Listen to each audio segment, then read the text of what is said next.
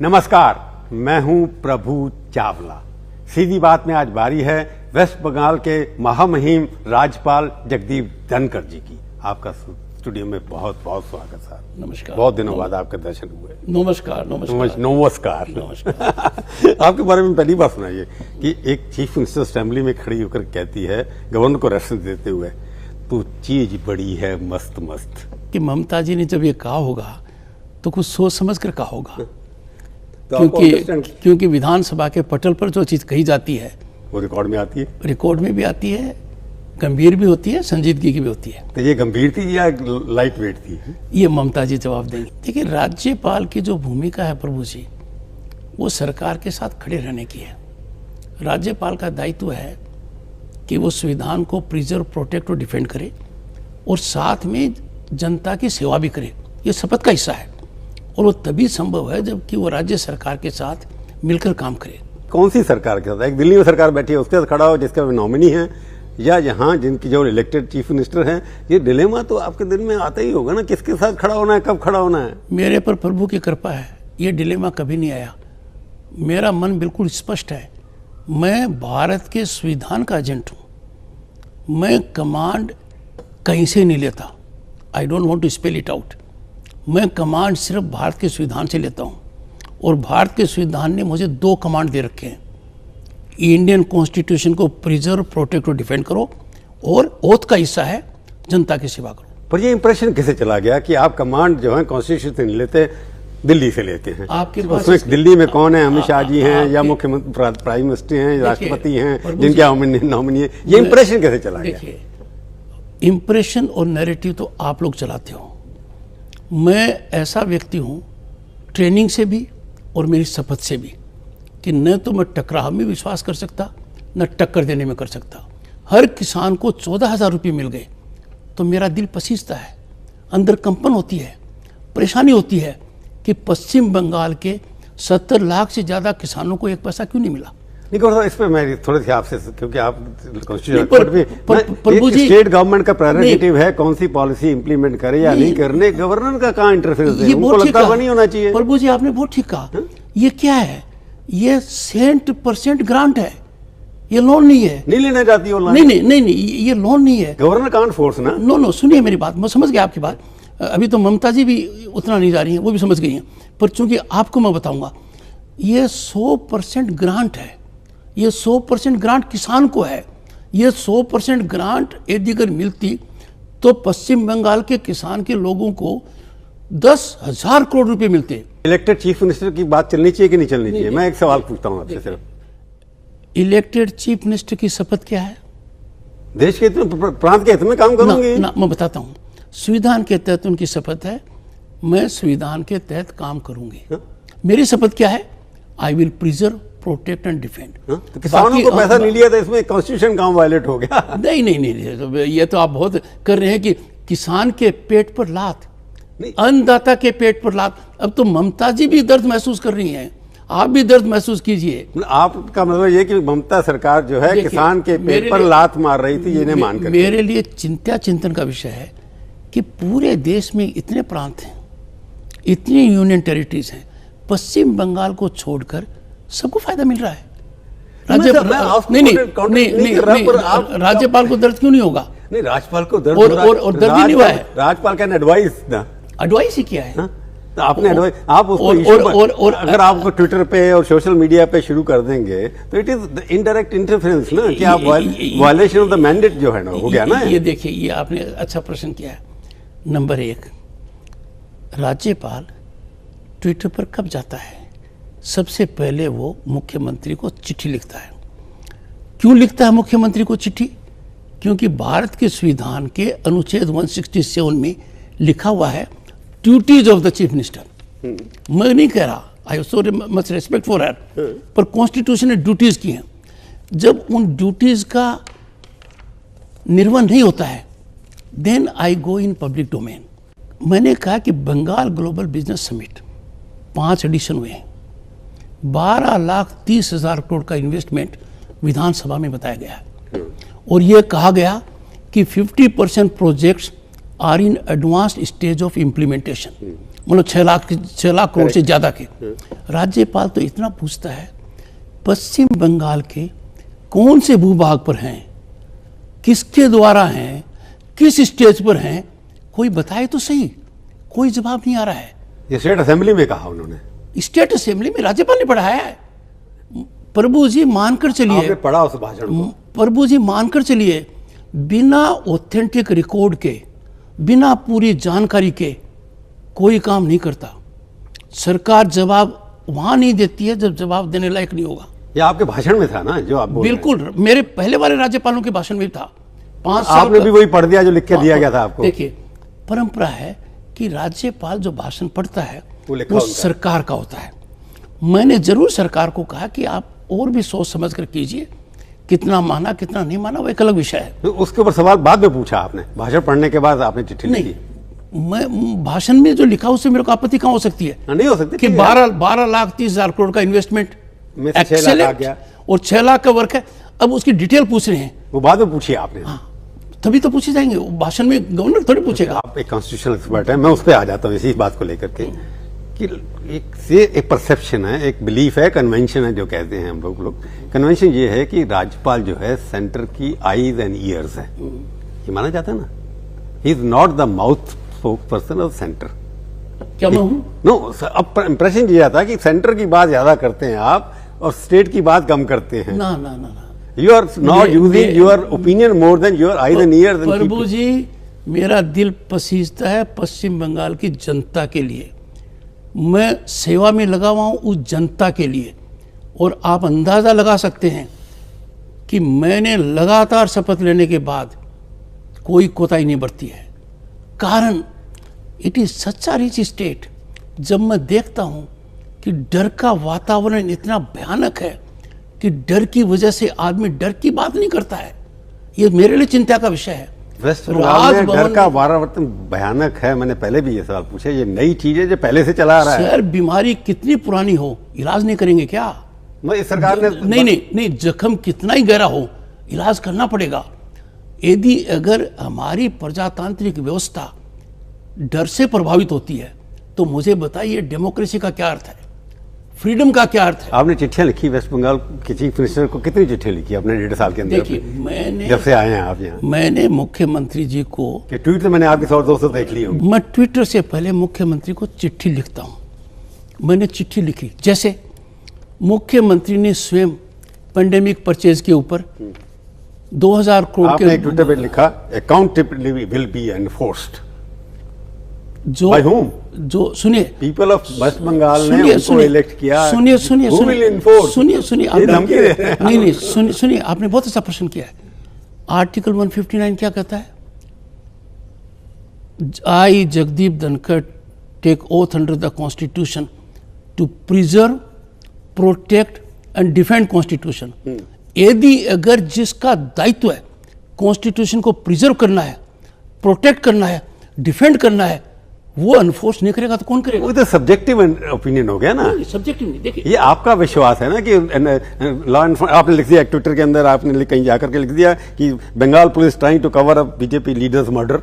ये तो ओपिनियन है ना। सुनिए, थोड़ी जानकारी कीजिए, कुछ समय बंगाल में बिताइए, आपको पता लगेगा ह्यूमन राइट्स का वायलेशन किस पराकाष्ठा पर है। ह्यूमन राइट्स कमीशन का चेयरमैन रिटायर्ड चीफ जस्टिस है कलकत्ता हाईकोर्ट का।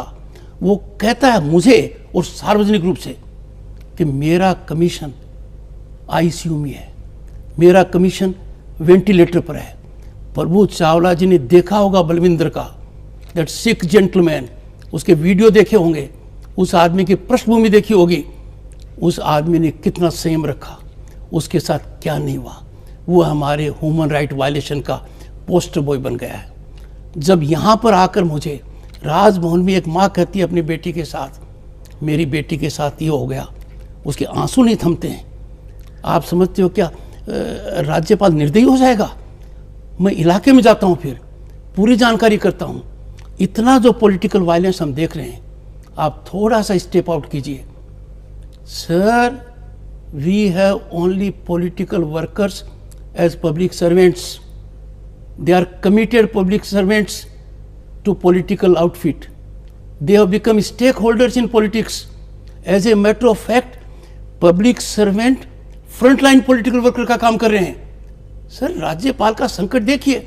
भारत के संविधान के तहत वो शपथ लेकर क्या आपका कहना है कि सरकारी कर्मचारी तनख्वाह सरकार से ले रहे हैं, काम कर रहे हैं रूलिंग पार्टी का? काम नहीं, फ्रंटलाइन वर्कर्स, सरकारी धन, सरकारी दफ्तर, सरकारी पद, राजनीति के लिए इतने बड़े स्टेक होल्डर हो गए हैं। कोर्ट में जाते क्यों नहीं यहाँ पर आप? गवर्नर साहब interview. Sir why should you take me helpless?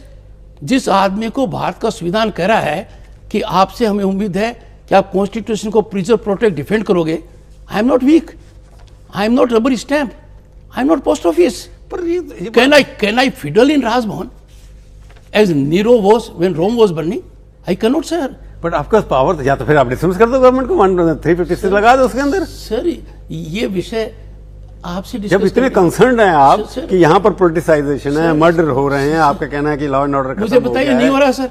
नहीं, मैं इसके ऊपर कमेंट तो मेरे पास यहाँ आता नहीं, इसलिए मैं मैं आपके ऊपर विश्वास करूँ कि आप गवर्नर हैं, आप जो कह रहे होंगे सच ही कह रहे होंगे। सर मैं आपसे एक अनुरोध करूंगा और आप जब आप इस नतीजे पर पहुंचे हैं कि इस प्रदेश के अंदर लॉ एंड ऑर्डर ब्रेकडाउन हो चुका है, मिसयूज ऑफिशियल मशीनरी का हो रहा है, जो फिट केस होते हैं 56 में आपके पड़े हुए हैं, तो आपने अमित शाह जी को चिट्ठी क्यों लिख दी कि निकालो, सरकार को डिसमिस करो? देखिए सर, राज्यपाल का केंद्र सरकार या किसी भी संस्था से क्या नाता होता है उसकी चर्चा सार्वजनिक रूप से नहीं हो सकती, मैं उसमें नहीं करूंगा।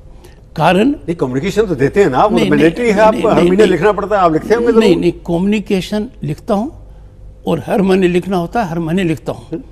बट क्या लिखता हूं, किसको लिखता हूं, कितना लिखता हूं, ये तो कॉन्स्टिट्यूशन है, सबको पता है, आप बताएंगे तभी पता है। Governor can communicate only to the president, prime minister and home minister. इसमें लीगल है, इसमें आप लिखेंगे तो कोई ऑब्जेक्शन कर भी नहीं सकता। यू आर राइट, पर क्या लिखता हूं? नहीं, मैंने ये नहीं पूछा हूं, पर जो आप मेरे को बता रहे हैं मैं तो ये मान के चल रहा हूँ कि वो भी लिखा होगा आपने। नहीं, जब मेरे को बता सकते हैं आप, तो आप बाकी को नहीं बताएंगे? You are failing in your duty then नहीं लिखा तो? नहीं, I send my reports containing all this to constitutional authorities on all expected facets. क्योंकि आप इतने कंसर्न पीपल है, आई अप्रिशिएट कि यू आर द कंसर्न। उस विषय पर प्रभु जी, मैं नहीं पूछ रहा, मैं उस विषय पर प्रभु जी को और प्रभु जी को नहीं बताऊंगा। नहीं, आप अपने प्रभु जो है भगवान ऊपर वाले हैं, यह जिन्होंने आपको अपॉइंट किया है। मैं आपको एक कहता हूं प्रभु जी, आप थोड़ा सा अंदाजा लगाइए और थोड़ी सी नजर फेराइए और पश्चिम बंगाल के अंदर किसी भी एक पखवाड़े को ले लीजिए।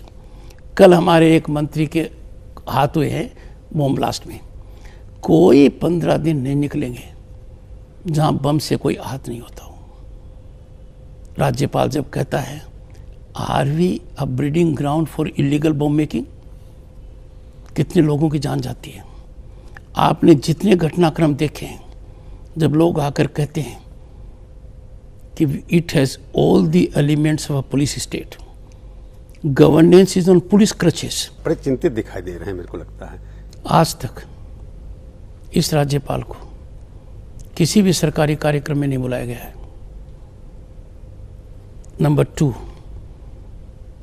इस राज्यपाल को जब पहली बार विधानसभा में 7 फरवरी को उसका अभिभाषण हुआ, पहला अभिभाषण था, विधानसभा की प्रोसीडिंग्स देश भर में लाइव हैं, पश्चिम बंगाल में भी लाइव हैं, उस दिन लाइव नहीं थी। इस राज्यपाल ने जब भाषण दिया तो मीडिया भी नहीं था, इमरजेंसी में भी ऐसा नहीं हो सकता था। किसी भी एडिटोरियल को नहीं देखा मैंने इस पर लिखते हुए, किसी अखबार में नहीं आई ये बात। इतने देश के वरिष्ठ पत्रकार होते हुए, हर फेज को देखते हुए आपने, इसमें शुरू से आपको उन्होंने एक्सेप्ट नहीं किया? नहीं, मेरे को नहीं, जगदीप धनखड़ को छोड़ दीजिए, इररिलेवेंट है।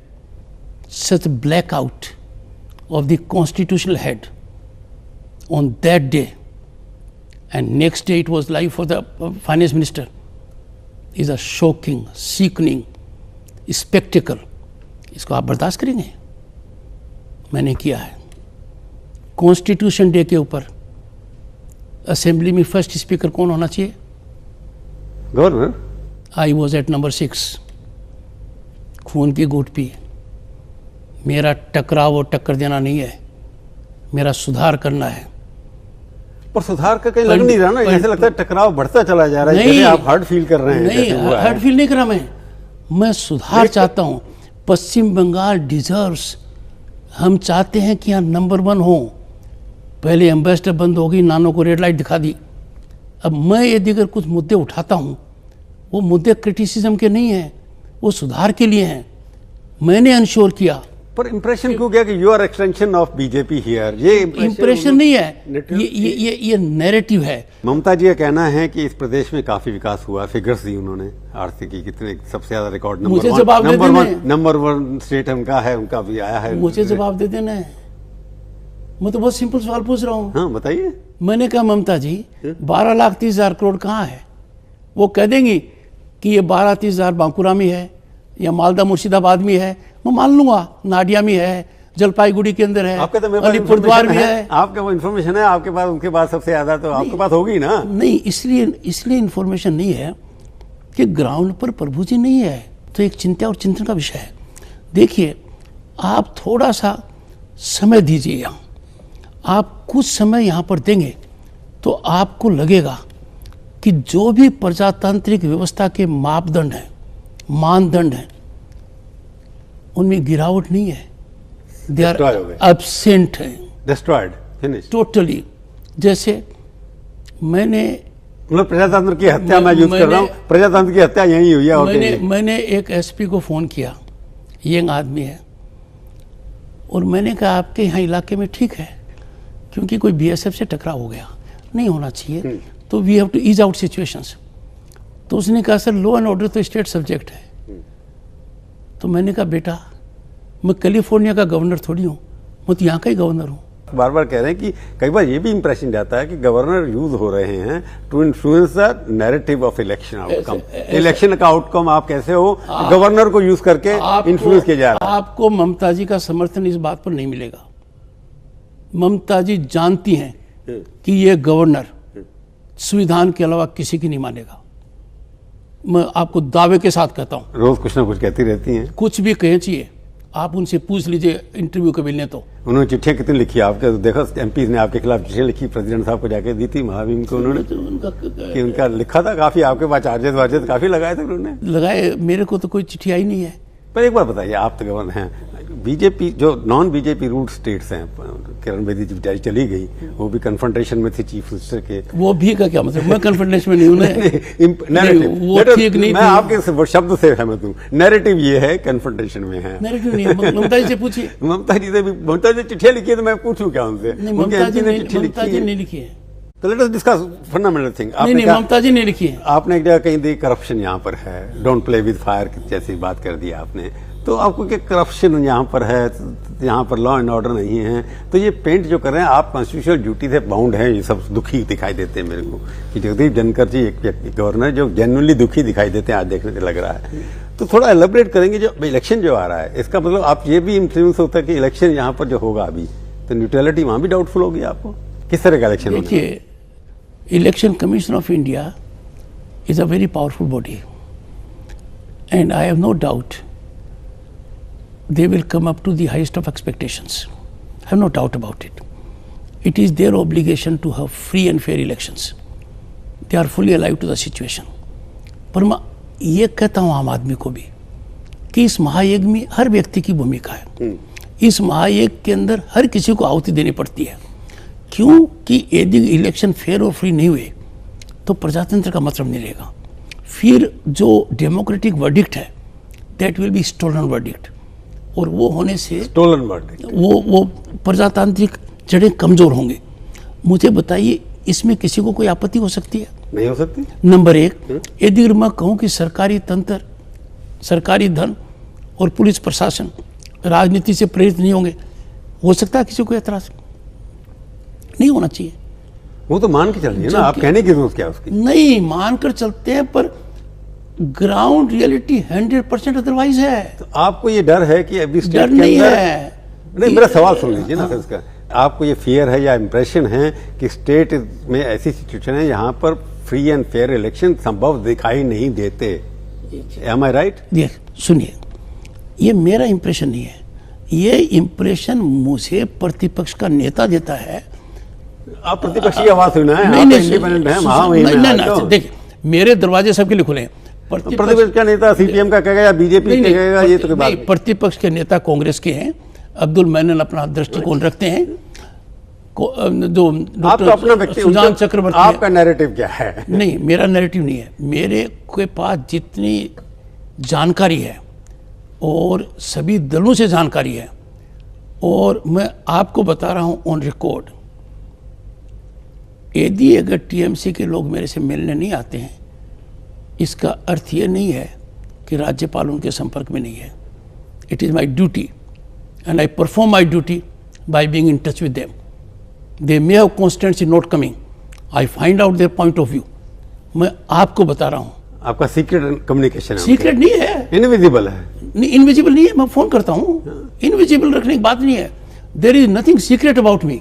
क्या आप लोग कहते हैं कि आप एक तरीके से हिंदुत्व एजेंडा, यहाँ पोलराइजेशन हो रहा है वेस्ट बंगाल में, हिंदू मुस्लिम ये सब बनाया जा रहा है, तो आपको ये लगता है कि यहाँ पर जो हो रहा है कि माइनॉरिटी यहाँ पर कुछ थ्रेट पोज कर रही है, कि टेरर की बात की जा रही है कि यहाँ पर बन गया एक माइनॉरिटी का नाम नहीं लूंगा, कि यहाँ एटमॉस्फेयर टेररिज्म का ज्यादा है, दूसरी तरफ हिंदुत्व इम्पोज किया जा रहा है। Is that effect there? देखिए, ये एक शुद्ध राजनीतिक विषय है जिस पर मैं टिप्पणी नहीं करना चाहता, पर समाज में सामंजस्य रहे, ये मेरा मुद्दा रहा है। मैंने प्रशासन को आगाह किया है और शुरू से आगाह किया है कि आपकी कुछ गतिविधियां ऐसी हैं कि आपने एक विशेष वर्ग को इम्यूनिटी दे रखी है। आपने लेटर लिखा है? प्रजातांत्रिक व्यवस्था में नहीं, लेटर लिखा। प्रजातांत्रिक व्यवस्था में इम्यूनिटी देना कानून का काम है। यहाँ पर सबसे इंपॉर्टेंट विंग ऑफ गवर्नेंस है, वाईएस ब्यूरोक्रेसी नहीं है, पुलिस ब्यूरोक्रेसी है। और पुलिस ब्यूरोक्रेसी भी इतनी ज़बरदस्त है कि पुलिस में सरकार के जो फेवरेट्स हैं वो रिटायर्ड नहीं होते हैं, वो रीएम्प्लॉयड होते हैं, और वो रीएम्प्लॉयमेंट होकर भी एक नई स्थिति है। तो आप बेसिकली कह रहे हैं कि पुलिस स्टेट है ये? हाँ, नहीं, बेसिकली मैं कह रहा हूँ, and I don't want it. Hindutva agenda की आपने कह दिया कि क्या बात करते हैं जहाजों की, साइंस की, उड़न खटोला तो राम हमारे यहाँ था, और हमारे यहाँ महाभारत में ये। मैं तो एक बात कहूँगा, वेस्ट बंगाल में ऐसी चीजें बोलेंगे, यहाँ के इंटेलेक्चुअल तो मजाक उड़ाएंगे आपका। पश्चिम बंगाल के अंदर देखिए, पश्चिम बंगाल की इंटेलिजेंसिया का मैं कायल हूँ। पश्चिम बंगाल का साधारण आदमी भी अपने आचरण से मुझे रोज अनरीच करता है। ये मेरा परम सौभाग्य है कि मैं यहाँ का राज्यपाल हूँ। मैं इसको बहुत बड़ी उपलब्धि मानता हूँ, और ख़ास तौर से आज़ादी के बाद जन्मा हुआ पहला राज्यपाल हूँ। यहाँ के लोगों का मैं कायल हूँ। Their interest in art, culture, science, creativity unmatched है। They deserve democracy, they deserve good governance, जो उनको मिली नहीं है उनको अभी तक। वर्तमान में इसका अभाव है, वो मुझे बताते हैं। महिलाओं के बारे में कुछ कहा था कि यहाँ सुरक्षा नहीं है, ये वो नहीं है। देखिए प्रभु जी, ये बहुत महत्वपूर्ण मुद्दा है। यहाँ पर 5 डिविजनल कमिश्नर्स हैं। 5 डिविजनल कमिश्नर्स हर महीने लिखित में एक रिपोर्ट राज्यपाल को, सरकार को भेजते हैं।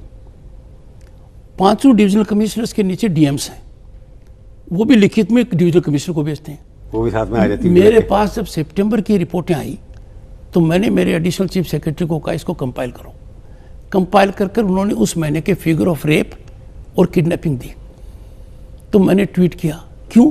ताकि वी सेंसिटाइज द पीपल कि क्राइम अगेंस्ट वीमेन है वो कम होना चाहिए, and we must know where we stand. Is it the job है गवर्नर? सुनिए, आपने फिगर रिलीज करने का मतलब दिया कि यहाँ बढ़ता चला जा रहा है देश। ये तो आपका दृष्टिकोण है। भाई आप फिगर देंगे तो मैं यही लिखूंगा ना। मैं क्या लिखूंगा? गवर्नर, अकॉर्डिंग टू गवर्नर, उनके पास रिपोर्ट आई, इतने रेप बढ़ गए, इतने ये हो गया, इतने ये हो गया। You are trying to influence ना। देखिए, यदि अगर बीमारी का डायग्नोसिस नहीं होगा तो इलाज नहीं हो सकता। तो चीफ मिनिस्टर को बताओ ना। नहीं, डिसेमिनेशन ऑफ इंफॉर्मेशन है, it is required. Is that your job? It is my job.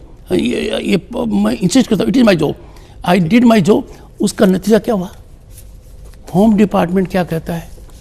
ये फिगर तो फर्जी है, ऑथेंटिक नहीं है। Can you imagine it? अपने डिविजनल कमिश्नर की रिपोर्ट को कहते हैं, वो डीएमके को। मेरा जो सुना है उसके ऊपर यस और नो का जवाब देना आपको, कि आप जैसे कॉन्स्टिट्यूशनल वर्कर जो हैं, गवर्नर जो हैं, उनका ये प्रॉब्लम है कि इस वेस्ट बंगाल को डेमोक्रेसी चाहिए ज़्यादा, इस बंगाल को पुलिस स्टेट से मूड जो बना हुआ है पुलिसिंग का, उससे छुटकारा चाहिए। इज इट राइट और नो? सर, पश्चिम बंगाल की जनता को ना उम्मीद नहीं करूंगा। निष्पक्ष चुनाव होंगे, डेमोक्रेसी आएगी और निश्चित रूप से आएगी। जेन्युइन डेमोक्रेसी वापस आएगी यहाँ पर। डेमोक्रेसी जेन्युइन ही होती है सर, डेमोक्रेसी आ जाए। आप कभी तो जो कह रहे हैं जो नहीं है ना, इसलिए आएगी ना। मैंने बताया आपको। ठीक है, आप मेरे यहाँ आए, यहाँ पर इस शो में आप आए, बहुत बहुत धन्यवाद आपका। तो ये थी आज की मुलाकात। सीधी बात का ये कार्यक्रम आपको कैसा लगा? अपनी राय आप ईमेल के जरिए भी भेज सकते हैं। अगले हफ्ते आएगी बारी किसी और हस्ती की और उनसे हम करेंगे सीधी बात। इंतजार करिए तब तक और देखते रहिए आज तक। नमस्कार, मैं हूं अंजना ओम कश्यप। हमें उम्मीद है ये वीडियो आपको पसंद आया होगा। लेटेस्ट खबरों के लिए यूं ही देखते रहिए आज तक और इस वीडियो के पसंद आने पर लाइक, शेयर एंड सब्सक्राइब करना ना भूलें।